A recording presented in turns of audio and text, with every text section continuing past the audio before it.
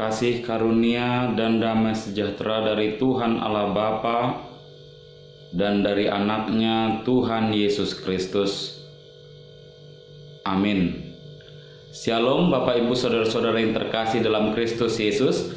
Firman Tuhan yang menjadi renungan bagi kita untuk hari Rabu 28 Oktober 2020 tertulis di dalam Kisah Para Rasul pasal 5 ayatnya yang ke-9a. Manang sian ulaoni apostel bidu 5 ayat sia songnon madidok disi. Alaini nasi Petrus mamandok ibana buasa tung saroha hamu mangujuni todini Tuhani. Kata Petrus, mengapa kamu berdua bersepakat untuk mencobai roh Tuhan?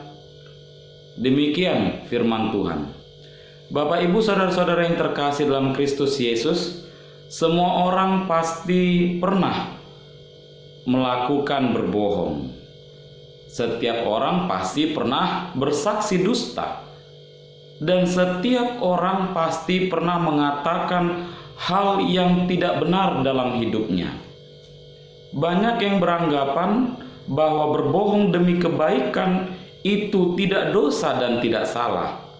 Akan tetapi satu hal yang harus kita ingat, bahwa apapun alasannya, mengatakan saksi dusta, berbohong dan lain sebagainya adalah hal yang salah dan melanggar hukum Taurat Tuhan. Saudara-saudara yang terkasih, Allah mengetahui apa yang ada di dalam hati kita. Allah mengetahui apa yang menjadi rencana-rencana dalam kehidupan kita. Meskipun kita dapat membohongi sesama manusia, tetapi kita tidak dapat membohongi Allah.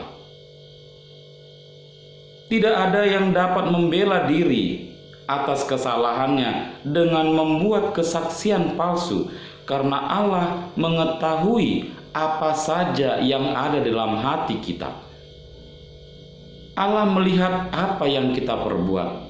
Dan firman Tuhan pada satu hari ini yang menjadi renungan kita menunjukkan bahwa Allah tidak suka kepada orang yang suka berbohong dan bersaksi dusta. Setiap orang yang bersandiwara, yang suka berbohong, akan mendapatkan hukuman dari Allah. Melalui kisah Ananias dan Sapira di dalam nats ini menunjukkan kepada kita bahwa Allah tidak suka kepada orang yang mencari keuntungan sendiri, yang mencari kehormatan, yang mencari jabatan, yang mencari posisi dengan cara membohongi orang lain. Terlebih hanya untuk mencari kehormatan.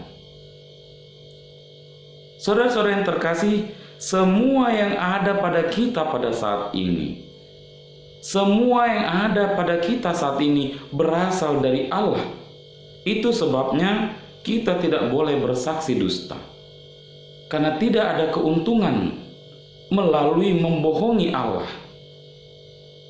Kita mungkin dapat membohongi orang lain. Kita bisa membuat orang lain percaya dengan omongan kita.